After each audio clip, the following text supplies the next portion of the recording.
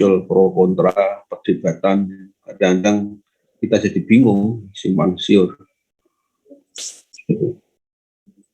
Ya.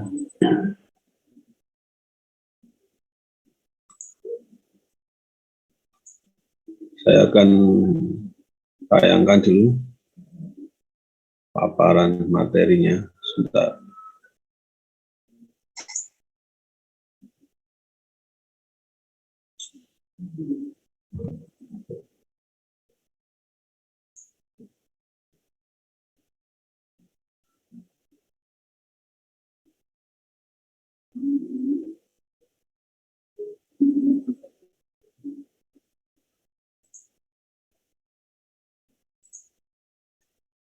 Apakah sudah muncul?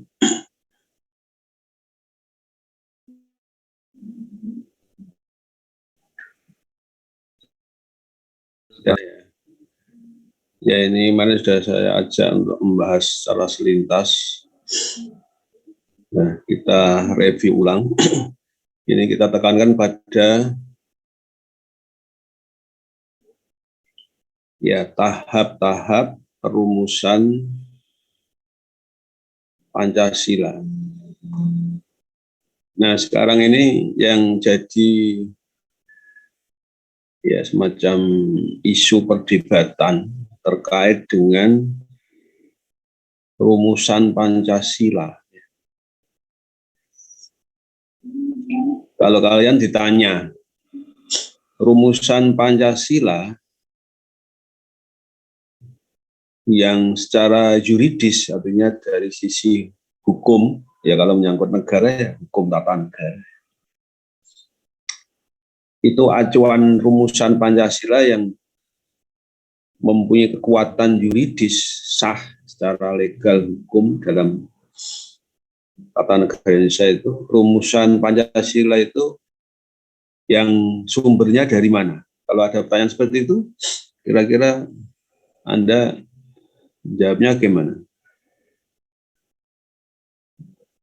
Acuan teks Pancasila yang secara yuridis itu berlaku untuk Indonesia saat ini dan ke depan, mana sumber acuannya itu di mana kalau kita cari?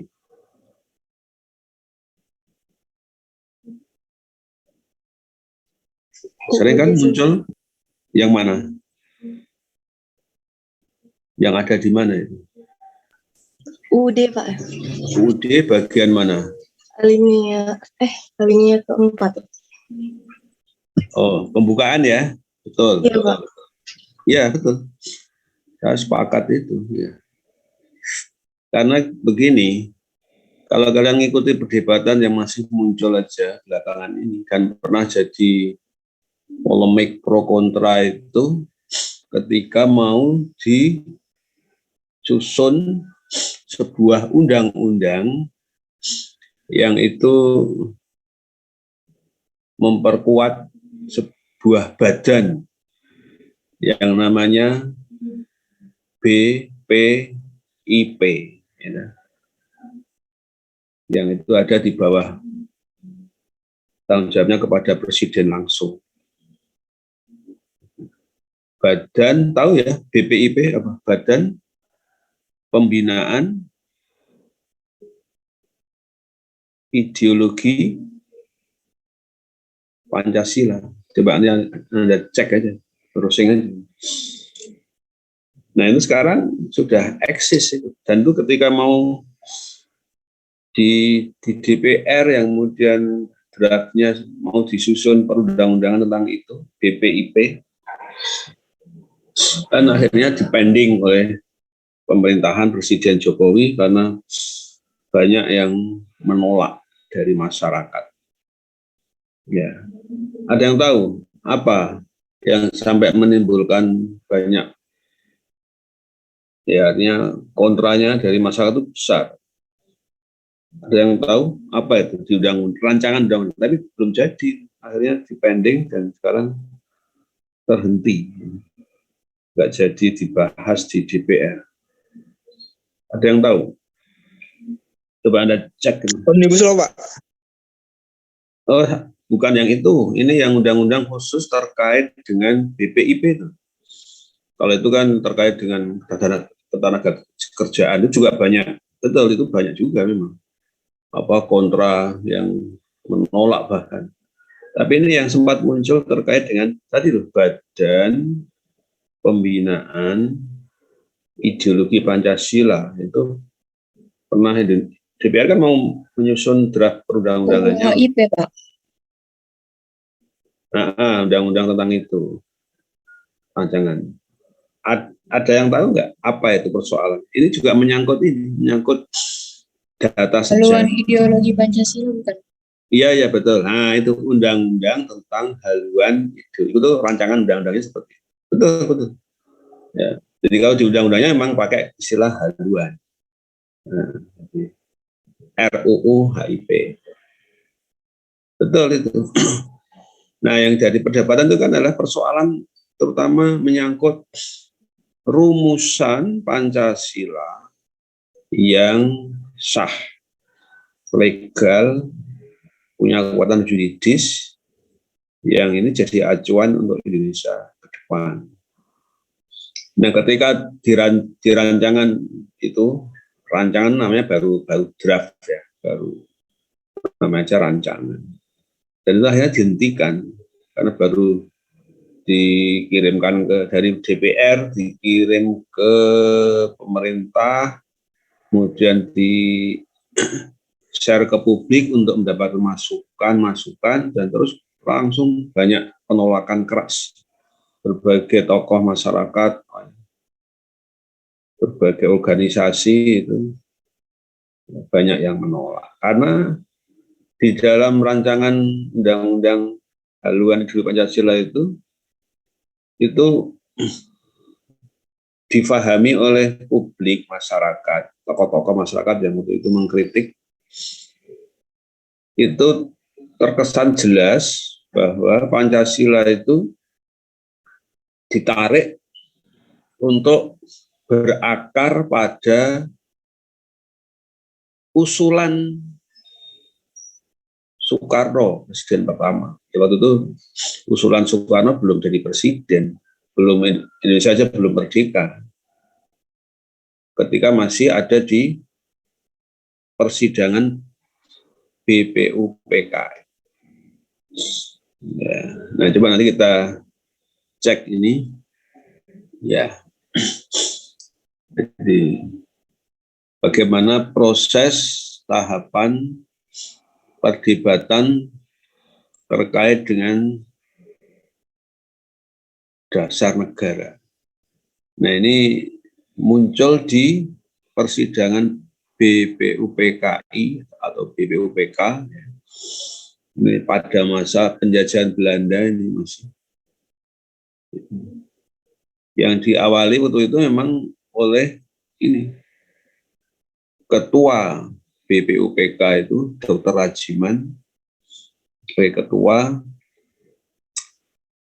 mengawali tugas BPUPK itu kan tugasnya kan Badan Penyelidik Usaha Persiapan Kemerdekaan, ya, dan menambahi pakai I Indonesia.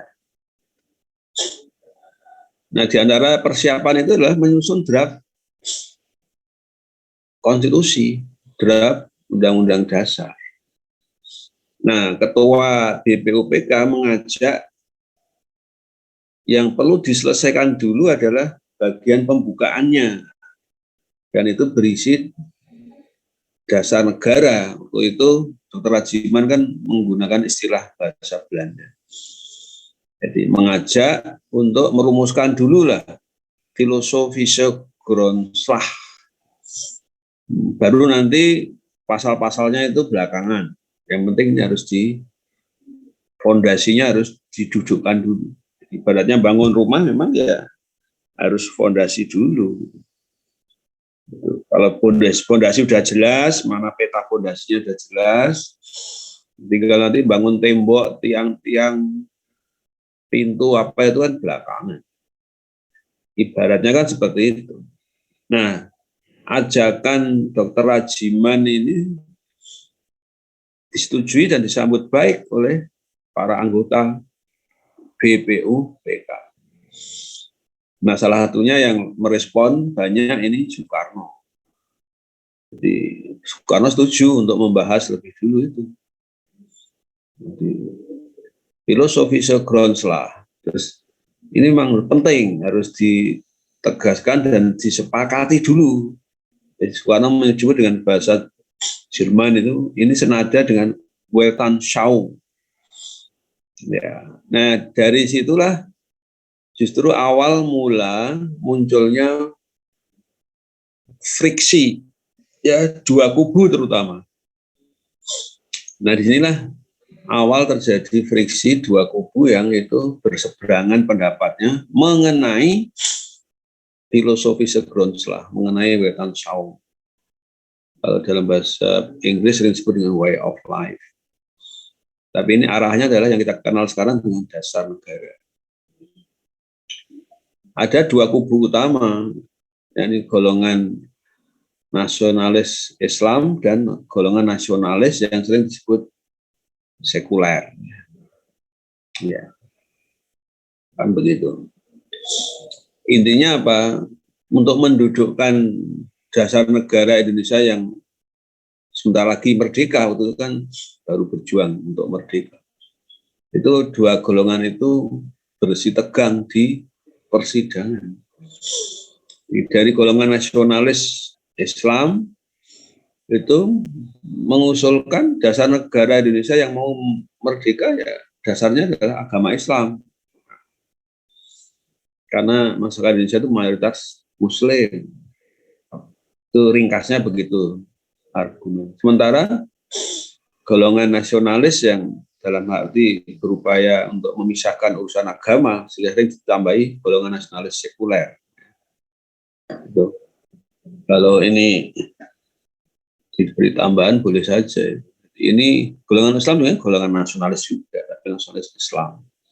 Kalau ini nasionalis, tapi ada yang membedakan dengan nama seperti ini. Jadi kalau ingin lebih lengkap, boleh saya coba saya tambahi.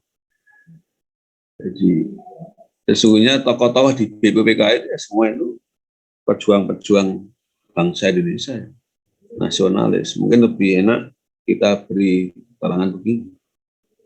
Gitu. Golongan nasionalis Islam, dan ini berbeda pendapat dengan golongan nasionalis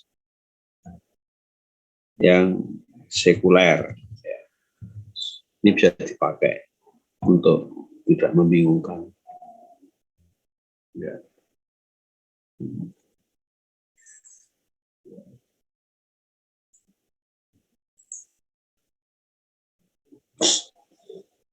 Jadi perbedaan pendapat dan sampai berdebat itu sejak BPUPKI. Nah, anggota lain juga kemudian juga memberikan respon. Prinsipnya setuju untuk menuntaskan dulu dasar negara, dasar falsafah negara itu. Ya, harus disepakati dulu. Maka muncul ada tokoh Muhammad Yamin, di samping Pak Soekarno, kemudian juga tokoh Ki Bagus Hadikusumo, ada Supomo, nanti ada Hatta, dan yang lain. Nah ini, sekarang muncul isu yang dimulai ketika itu tadi, di DPR mengajukan rancangan undang-undang haluan ideologi Pancasila itu. Ya ini, di situ dicantumkan bahwa Pancasila itu harus mendasarkan pada usulan Soekarno ini. Ya. Ada usulan Pancasila, ada usulan Trisila, ada usulan Ekasila. Ya. Tapi ini dari usulannya Soekarno. Ya. Ya. Kalau Ki Bagus Hadikusumo termasuk ini yang kubu nasionalis yang Islami. Ya, kalau semula itu kelompoknya Ki Bagus itu ya mengusulkan dasar negara Indonesia yang mau merdeka itu dasarnya Islam. Kalau Supomo memang juga ikut kubu yang mendukung usulan Soekarno. Nah ini saya sebelum membahas ini Soekarno, ini ada usulan dari Pak Yamin. Nah ini saya membaca buku-buku teks ya ketika kalian mempelajarinya di sekolah dulu ya.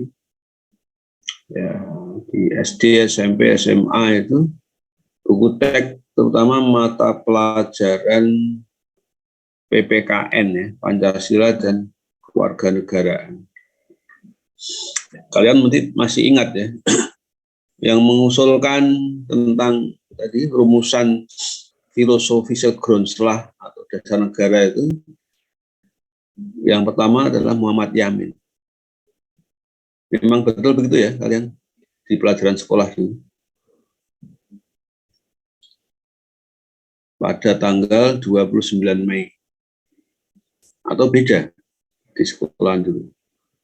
Dari penjelasan guru Anda, sama seperti ini enggak? Masih ingat enggak di sekolah?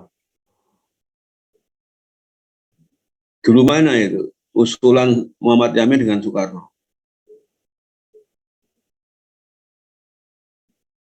Kalau pelajaran sekolah dulu kalian seperti ini, berarti yang lebih dulu kan Pak Muhammad Yamin. Tanggal 29 Mei. Dan itu hari pertama pembukaan sidang BPUPKI. Nah ini saya beri tanda kurung, ini belakangan, ini bahkan sejak Orde Baru ya, itu sudah muncul perdebatan tentang fakta sejarah. Ada yang pro, ada yang kontra. Itu sejak zaman Orde Baru, bahkan sejak ketika Bung Hatta itu masih hidup,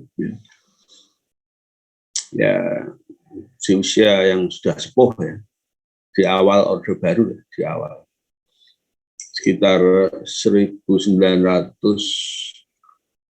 ya menjelang 1880 menjelang.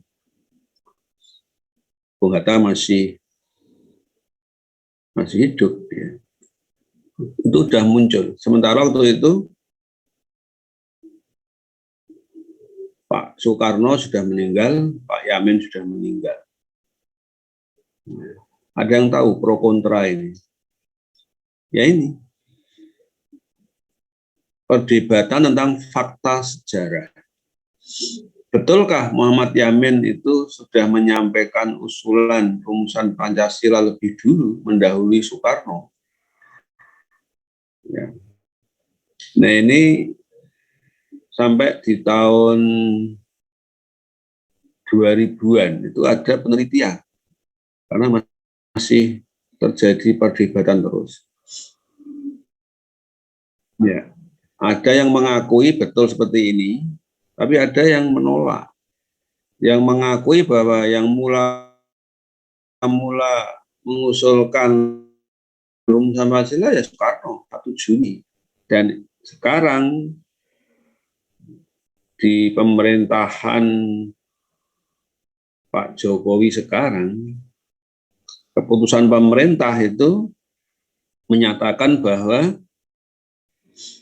lahirnya Pancasila itu 1 Juni kan? Dan ini nanti bulan Juni itu tanggal 1-nya itu hari merah. Ditetapkan menjadi hari libur nasional khusus untuk peringatan lahirnya Pancasila. Nah itulah yang menjadi pro kontra. Jadi sekarang masih terjadi perdebatan. Ya, kalau fakta atau data ini Pak Yamin 29 kalau itu memang benar, mestinya kan lahirnya Pancasila itu 29 Mei kan, kalau konsekuen. Tapi mengapa 1 Juni? Nah ini muncul memang perdebatan itu. Ya, di awal zaman Orde Baru ya Presiden Soeharto. Ya tadi itu ketika Bung Hatta itu masih hidup, nah itu ada tim yang melakukan kajian penelitian lacak sejarah itu mewawancarai Bung Hatta, ya, Pak Muhammad Hatta, ya, tentang hal ini. Yang ringkasnya jawabannya Bung Hatta itu menyatakan bahwa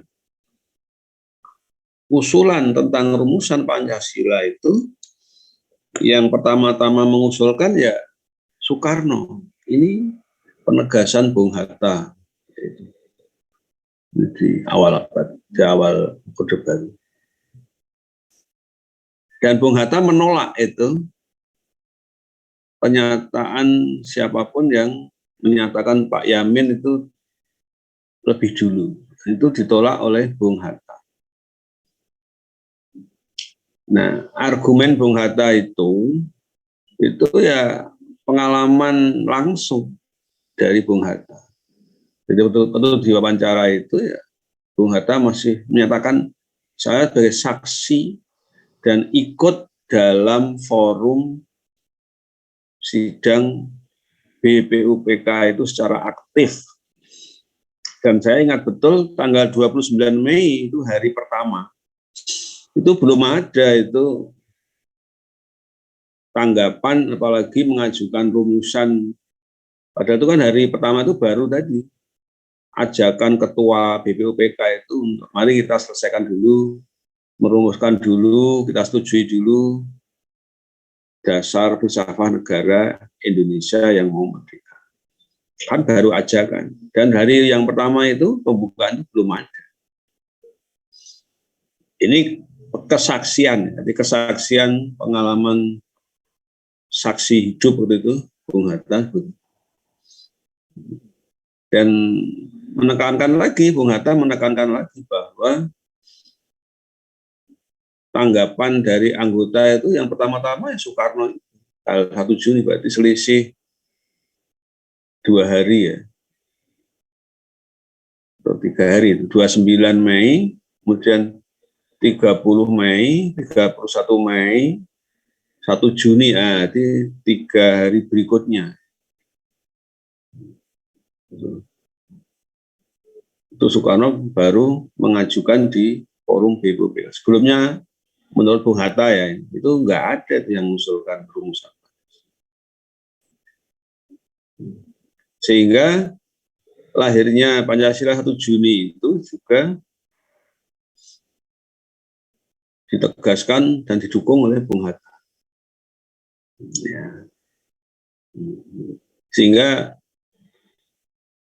data sejarah Pak Yamin tanggal 29 itu ini akhirnya banyak yang meragukan. Mengapa muncul data sejarah Pak Yamin itu sudah menyampaikan secara lisan dan tertulis tanggal 29 Mei yang kemudian banyak dipertanyakan dan banyak diragukan. Mengapa demikian? Karena sumbernya itu dari sebuah buku arsip, ya, arsip persidangan. Ya. Yang buku arsip persidangan itu, arsip sidang BPUPK itu, yang ditulis oleh Pak Yamin sendiri. Dan itu yang ya sekarang kalian masih bisa menemukan, membaca itu di perpustakaan atau mungkin kalian ada yang punya koleksi. Jadi ada itu di buku, istilahnya itu notulensi sidang BPK yang memang Pak Yamin waktu sebagai sekretaris. Nah, pencantuman tanggal 29 Pak Yamin menyampaikan itu ya itu dari tulisannya Pak Yamin sendiri. Nah, disinilah pada akhirnya para peneliti sejarah itu meragukan dan menimbulkan prasangka. Ini jangan-jangan Pak Yamin itu khilaf, lupa menulis tanggal. Atau memang Pak Yamin menyisipkan sesuatu untuk kepentingan dirinya, mendahului Soekarno ditulis. Nah ini, dan itu kemudian dari tim penelitian belakangan itu di tahun 2000-an berapa yang dilakukan oleh tim peneliti dari Fakultas Hukum Universitas Indonesia. Itu penelitiannya sudah setelah reformasi.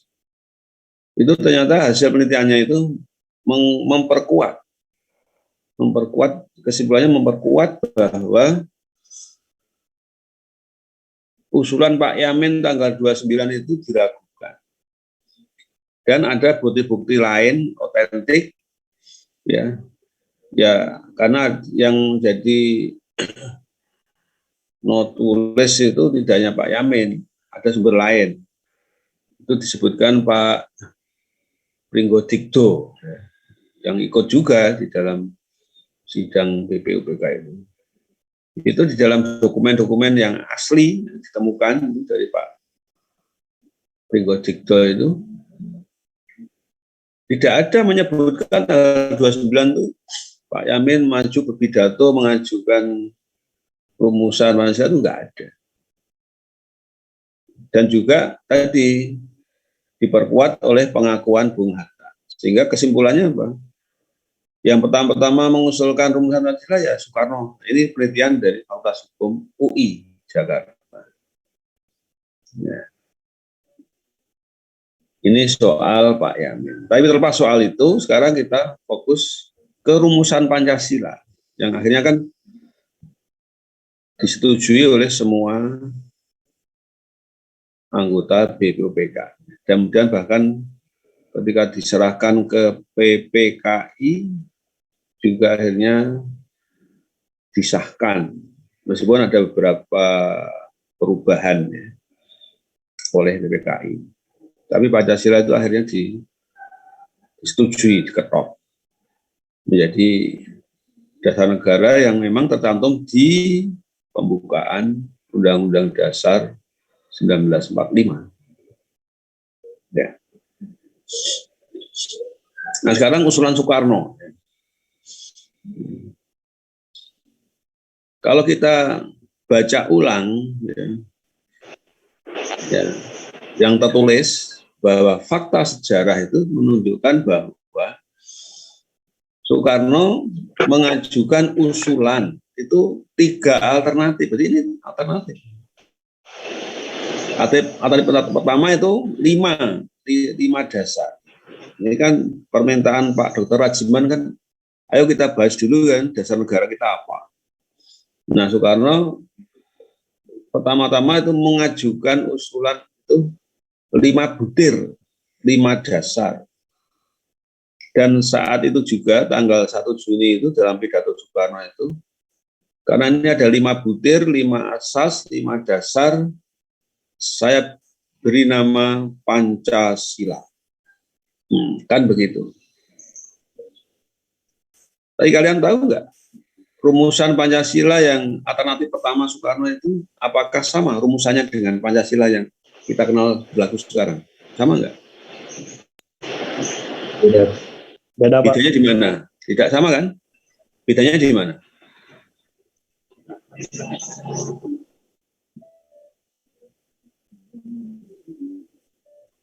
Apa beda pertama apa? Ada berapa perbedaan? Pertama, urutannya kan beda. Usulan Soekarno itu menempatkan sila pertama apa? Kan bukan ketuhanan. Nah, itu artinya nasionalisme kan nomor 1, bukan ketuhanan. Iya, Pak. Itu artinya jelas beda. Jadi Pancasila usulan Soekarno itu pun tidak sama dengan Pancasila yang sekarang dinyatakan sah berlaku, pertama dari urutannya itu. Kalau yang sekarang itu urutannya kan sila pertama tentang ketuhanan dan kedua kemanusiaan dan seterusnya. Sementara untuk yang nasionalisme itu tercakup dalam Persatuan Indonesia itu sila ketiga kan. Tapi sementara Soekarno itu menempatkan nasionalisme atau kebangsaan itu pada sila pertama, yang itu sekarang menjadi Persatuan Indonesia sila ketiga. Jadi urutannya sudah beda. Apalagi perbedaannya? Sila yang ketuhanan, Pak. Ya bunyi teksnya, betul. Iya. Bunyi teksnya. Tadi urutannya kan nggak sama jelas. Ketuhanan yang sekarang kan sila pertama, Pak Soekarno ketika mengusulkan ketuhanan ditaruh malah yang paling akhir. Tapi terlepas soal urutannya nggak sama, tapi juga ini rumusan kata per kata juga nggak sama. Nah itu silakan Anda cek sendiri, itu ada masih hafal data sejarah. Jadi kalau sekarang ada pendapat misalnya Pancasila sebagai dasar negara Indonesia itu harus mengacu pada Pancasila Soekarno, itu pun nggak benar. Karena itu masih usulan, dan itu usulan pribadi Soekarno. Ya. Ya. Jadi kalau ini menyangkut dasar negara secara yuridis, ya nggak bisa. Nah, Soekarno juga waktu itu mengajukan alternatif yang lain. Nah, ternyata kata Soekarno, kalau usulan saya 5 dasar yang saya beri nama Pancasila, kalau ini dinilai oleh para anggota itu kebanyakan, maka saya boleh mengajukan usulan yang kedua, ya, cuma 3 sila, kan trisila. Jadi itu kemudian 5 sila tadi itu ada penggabungan menjadi 3 sila. Ya. Masih terus dilanjutkan kan Soekarno? Kalau usulan saya yang 3 sila pun ini dirasa masih kebanyakan. Ini bisa saya peras cuma jadi 1 sila. Apa? Eka sila. Isinya dia sebut gotong royong, titik.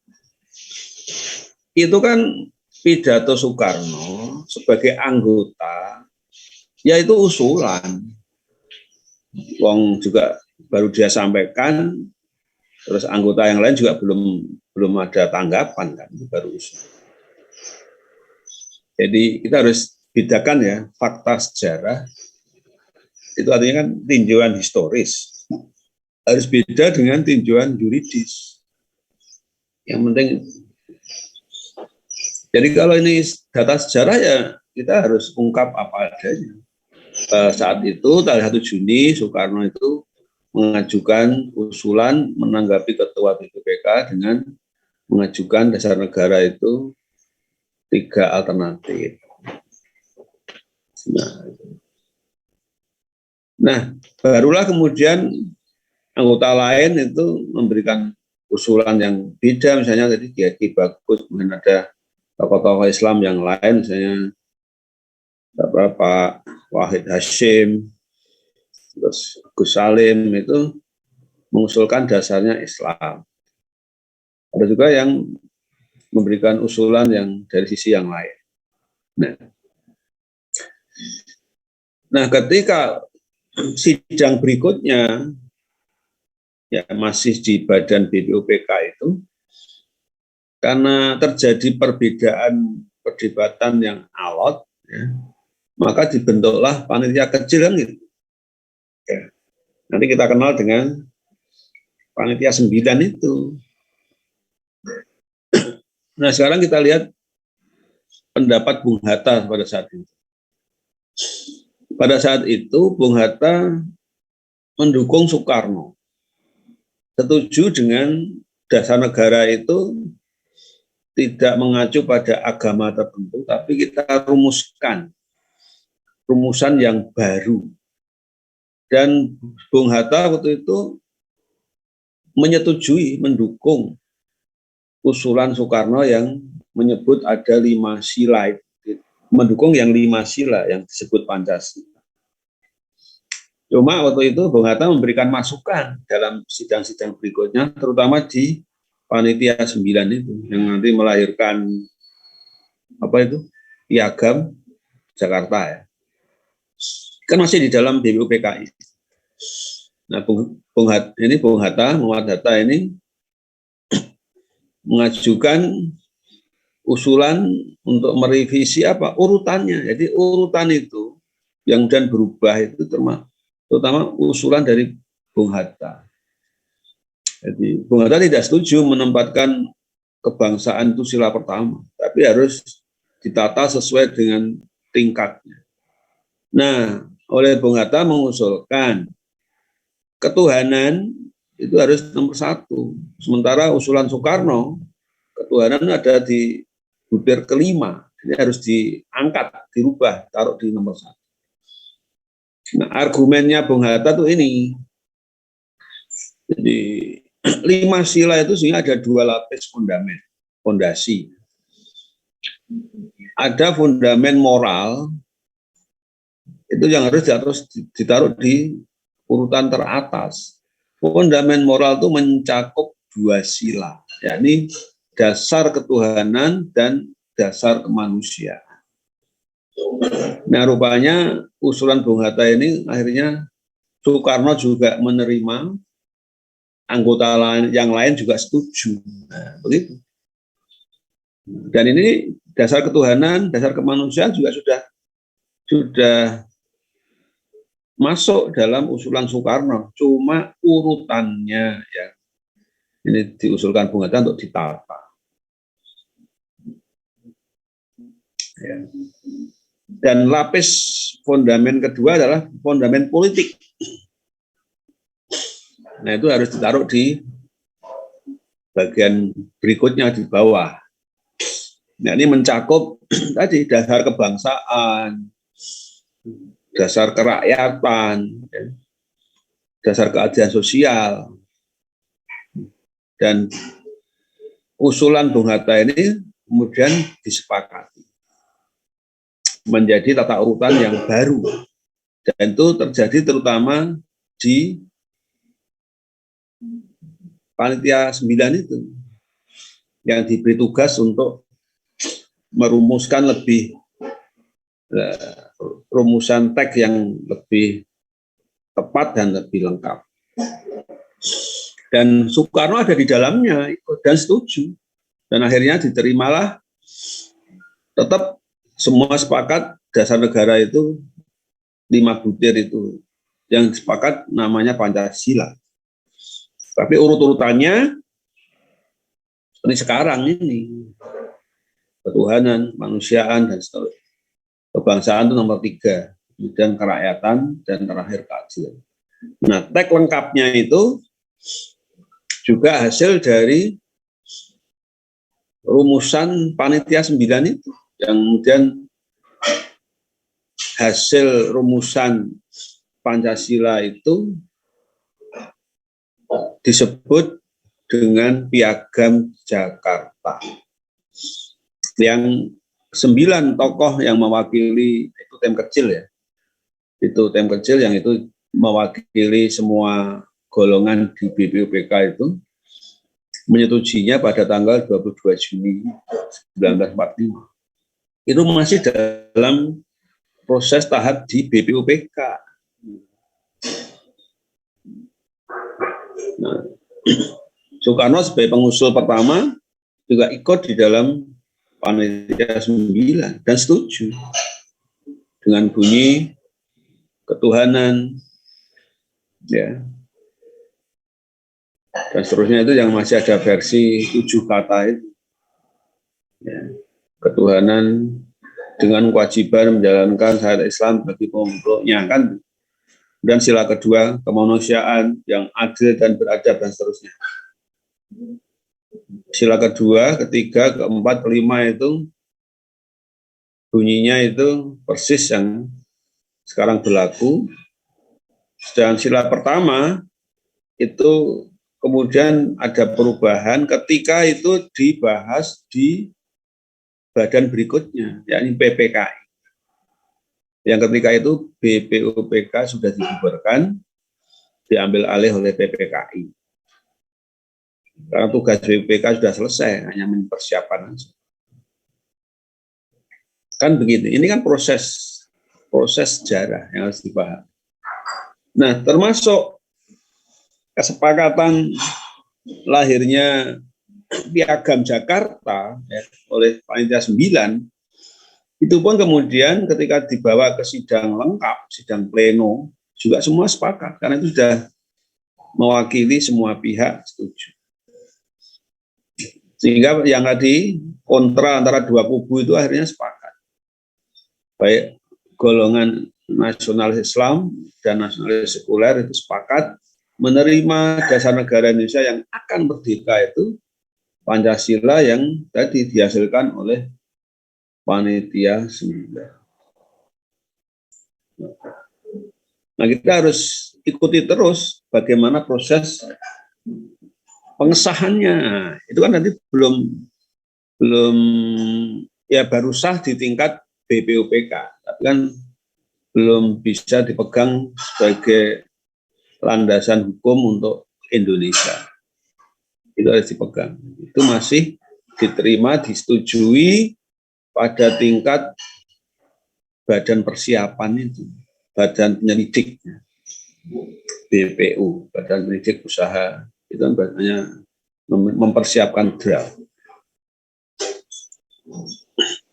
Ya, ini kan hasil Panitia 9 ini, Soekarno dari dalamnya. Tentu kalian masih hafal lah. Ya, ini disebut dengan Piagam Jakarta. Ya. Nah, mana proses pengesahannya, teks Pancasila? Nah, kita harus ikuti terus. Ya. Dari BPUPKI yang kemudian itu sudah selesai tugasnya, maka BPUPKI dibubarkan dan hasilnya dilimpahkan ke badan yang baru yang dibentuk berikutnya, yakni PPKI. Dan ini masih dibentuknya oleh pemerintah Jepang ya sebelum merdeka. Dibentuklah PPKI. Nah, PPKI ini melakukan persidangan yang sangat penting itu setelah proklamasi. Setelah proklamasi, hari persis setelah proklamasi, tanggal 18. Nah, inilah tanggal yang sebenarnya ini monumental. Karena apa? Karena tanggal 18 Agustus inilah PPKI itu merupakan badan atau lembaga tertinggi di Indonesia di awal kemerdekaan. BPUPKI sudah dibubarkan, tugasnya sudah selesai. Jadi yang menjadi badan tertinggi di awal kemerdekaan ya PPKI. Nah, inilah yang menentukan secara yuridis, legal, apa yang diputuskan, apa yang disahkan dalam sidang PPKI, nah itu langsung mempunyai kekuatan hukum. Nah, pada sidang inilah seluruh draft Undang-Undang Dasar 45 waktu itu beberapa ada revisi, termasuk pembukaannya, termasuk teks Pancasilanya yang ada di pembukaan. Yang rumusan finalnya ya seperti yang kita pegang sekarang, ya. Anda bisa baca sekarang di pembukaan UUD 45 itu Betul tadi ya, di alinea 4 itulah acuan secara yuridis teks Pancasila. Ya. Ada di alinea 4, betul.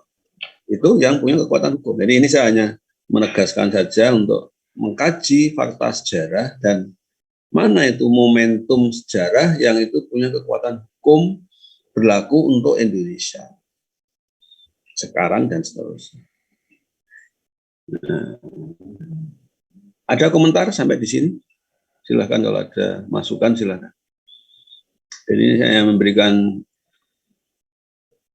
sudut tinjauan, harus ada landasan historis, tapi juga ada landasan yuridis. Nah, dan itu tidak bertentangan. Jadi kita harus kalau menjelaskan tentang Pancasila, ada fakta-fakta sejarah itu begini. Tapi kan harus kita lihat mana itu yang sudah berkekuatan hukum berlaku itu pada momen kapan. Untuk Pancasila itu ya yang punya kekuatan hukum ya pada momen saat diketok palu disahkan oleh PPKI yang bersidang tanggal 18 Agustus 1945, sehari setelah proklamasi. Sehingga kalau sekarang ada perdebatan tentang teks Pancasila yang sah, kalau saya, pendapat saya ya tentu mengacu pada tinjauan yuridis. Ya, ini teks Pancasila adalah ya yang ada di pembukaan UUD 45 tadi ya, alinea keempat itu, dan itu yang dulu disahkan oleh PPKI. Lalu bagaimana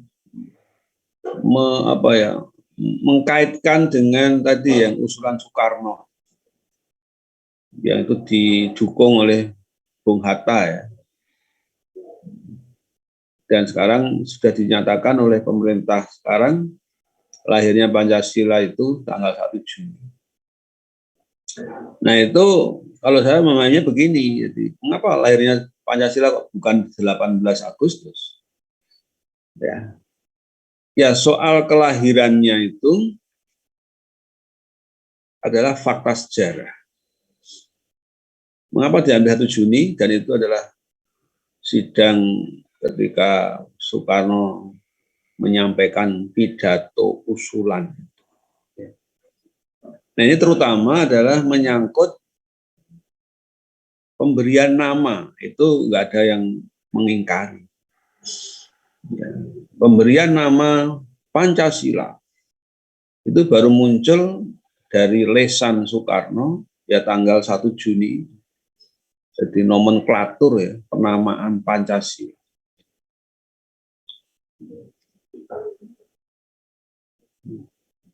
Dan embrio 5 sila itu muncul ya pertama kali ya saat pidatonya Soekarno 1 Juni.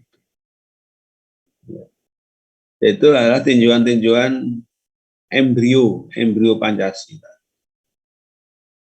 Tapi yang Pancasila yang secara yuridis itu ya mengacu pada 18 Agustus. Jadi harus ya bisa saling melengkapi tapi harus dibedakan.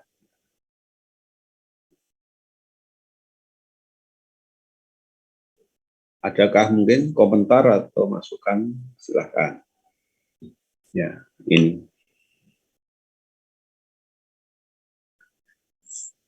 Ketika sidang PPKI ya, itu memang ada beberapa perubahan.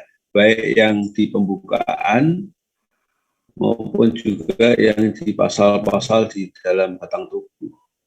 Ini saya tunjukkan secara singkat aja. Sebagian, dan itu nggak banyak memang. Tapi ini hal yang mendasar juga. Jadi sidang PPKI sebelum diketok palu sah itu ada perubahan pertama adalah pembukaan. Nah ini teks Pancasila khususnya sila pertama. Ya memang sebelum ada perubahan di sidang PPKI teks pembukaan itu ya sesuai yang dihasilkan oleh BPUPK itu, yang dirumuskan oleh Panitia 9. Itu menjadi pembukaan. Dulu disebut dengan muqaddimah, sama. Hanya istilah. Jadi, muqaddimah atau pembukaan Undang-Undang Dasar. Tapi kemudian ada perubahan ini. Ketuhanan ditambah 7 kata itu, nah 7 katanya itu diganti dengan ketuhanan diganti yang Maha Esa. Sedangkan rumusan teks sila kedua, ketiga, keempat, kelima tetap sesuai dengan hasil rumusan Piagam Jakarta. Kemudian di batang tubuhnya Undang-Undang Dasar juga ada perubahan. Ini yang dicatat dalam sejarah adalah pasal 6. Nah, pasal 6 itu semula rumusan dari BPUPK itu bunyinya adalah pasal 6 ayat 1. Presiden ialah orang Indonesia asli dan beragama Islam. Nah, 3 kata terakhir itu kemudian dicoret. Sehingga sekarang yang tertulis adalah pasal 6 itu ya, Presiden ialah orang Indonesia asli, titik. Itu sampai sekarang.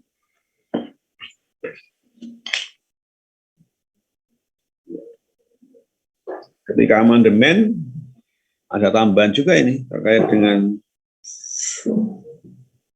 Presiden ini. Anda bisa cek sendiri itu di amandemen, kalau salah itu amandemen ke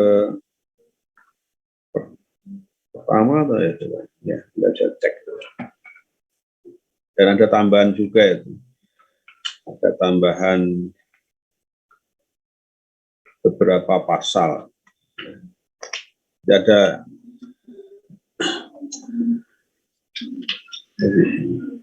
pasal 6 ya, itu masih tercantum ini. Ya, tapi ada tambahan, ada 6A, ada pasal, ya terutama 6A, ada beberapa ayat. Ya.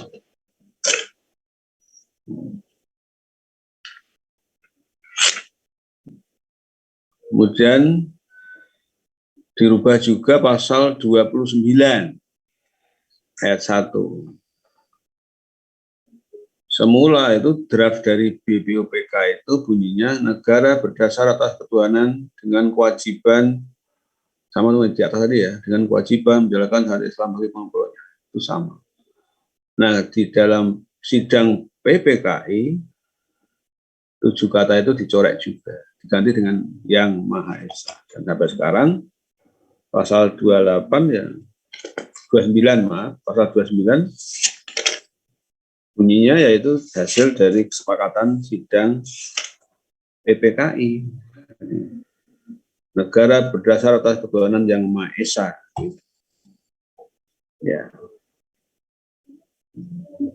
Jadi ini starting point tinjauan yuridis itu ya saat disahkan oleh PPKI, dan PPKI itu kan mencerminkan itu sudah mewakili semua golongan di Indonesia waktu itu, dan semua sepakat. Yang kemudian diketok saat itu.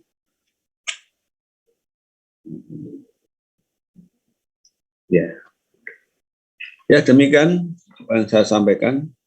Silakan kalau ada komentar, ada masukan silakan. Ya.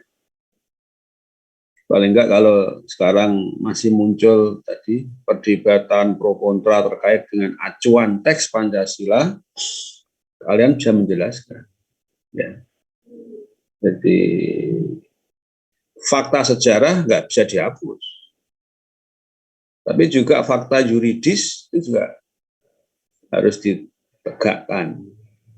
Karena kalau menyangkut soal tata negara Indonesia, apalagi itu dasar negara kan masuk bagian dari ketatanegaraan, itu kan harus berdasar landasan yuridis, landasan hukum yang sah, yang berlaku. Tapi latar belakang sejarah sebelumnya juga nggak bisa dihapus dan itu juga perlu dipahami.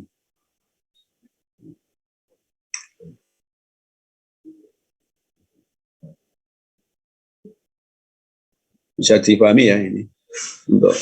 Jadi kalau nanti ada pertanyaan, ada soal, Anda ditanya, bagaimana itu tahap-tahap atau proses perumusan Pancasila. Anda harus jelaskan tahap awal itu kan usulan. Nah, kalau saya ringkas itu nanti ada tahap usulan perorangan. Itu. Tadi yang kalian bisa menyebut usulan, kalau mau menambah usulan Pak Yamin ya silakan saja. Terlepas soal pro kontra tadi. Usulan Soekarno, ya. Kemudian usulan tadi Ki Bagus, usulan Supomo, ya. Juga tadi masukan dari Bung Hatta. Ya sejauh itu masih bersumber dari orang per orang, itu berarti itu masih pada tahap awal, itu usulan-usulan per orang. Tapi kemudian ada usulan kelompok, khususnya apa? Kelompok kecil tadi yang saya sebut sebagai panitia 9 tadi. Ya. Jadi ini adalah usulan kelompok kecil, panitia kecil, dan disebut dengan panitia 9.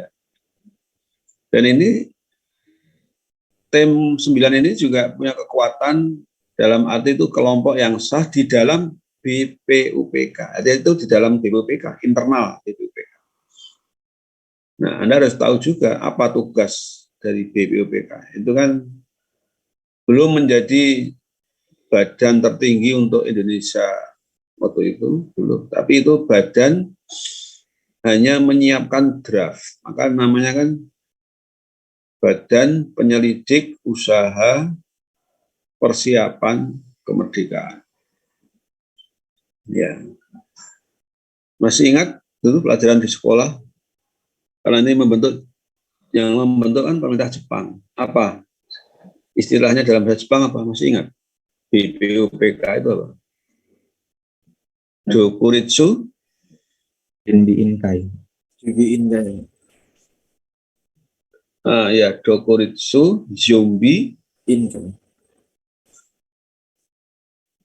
Kiyosake apa Inkai? Balik. Santai, Pak. Kalau yang benar itu Inkai itu untuk yang PPKI. Iya, betul Pak. Jangan kebalik. Ya kebalik aja. Ya itu artinya itu lembaga ini itu beda antara BPUPK, Dokuritsu Zombie Kiyosake, itu tugasnya hanyalah menyelidiki dan kemudian mempersiapkan sebatas hanya draft kasar. Tidak punya kewenangan untuk mengesahkan yang nanti berlaku untuk Indonesia, belum. Nah, barulah kemudian diganti oleh PPKI, Dokuritsu Zombie Inkai. Nah, ini yang punya kedudukan levelnya tertinggi, seperti sekarang itu MPR lah. Ya. Sehingga ketika proklamasi, sehari setelah proklamasi itu PPKI bersidang, itu punya kekuatan hukum sebagai keputusan badan tertinggi Indonesia. Nah, ini hanya mereview sekaligus pelajaran-pelajaran ini sudah Anda pelajari dulu. Ya.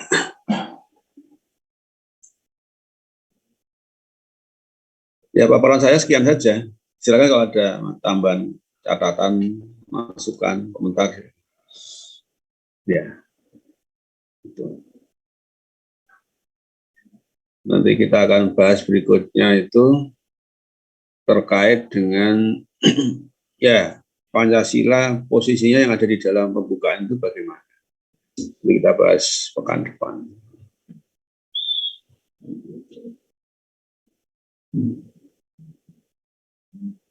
Kalau sudah dirasa cukup, ya saya akhiri boleh kuliah ini. Izin bertanya, Pak.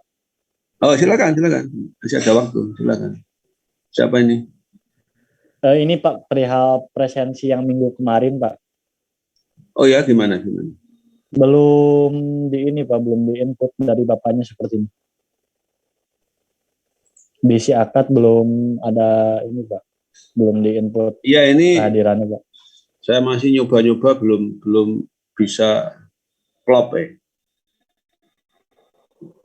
Makanya saya minta tolong itu ada link sampai jadi link hari ini itu untuk artinya cadangan pengganti lah. Ya betul, memang saya belum bisa mengoperasikan itu, belum masuk. Tapi nggak apa-apa, yang penting ada data yang ini tadi. Linknya di mana tadi? Di WA Group atau? Oh ya, baik Pak. Kalau mungkin bisa di WA Group boleh. Saya kirim di chat Pak tadi Pak. Chat chat Ya, sekaligus juga ditambah di WA Group juga, ya lebih baik. Ya, terima kasih Mas Wahyu. Ada lagi yang lain? Izin Pak, mungkin materinya yang ini sama kemarin bisa dikirimkan ke grup. Oh ya, kemarin ada beberapa yang saya lengkapi dulu. Baik, terima kasih. Masuk. Yang lain? Ada pertanyaan? Oh, sudah cukup. Bisa saya akhiri sekian untuk kuliah pagi ini. Cukup ya? Cukup, Pak. Baik, terima kasih atas atensinya semuanya. Saya akhiri. Assalamualaikum warahmatullahi wabarakatuh. Tetap jaga fokus ya. Salam sehat semuanya. Waalaikumsalam. Selamat pagi, Pak. Terima kasih semuanya. Pagi.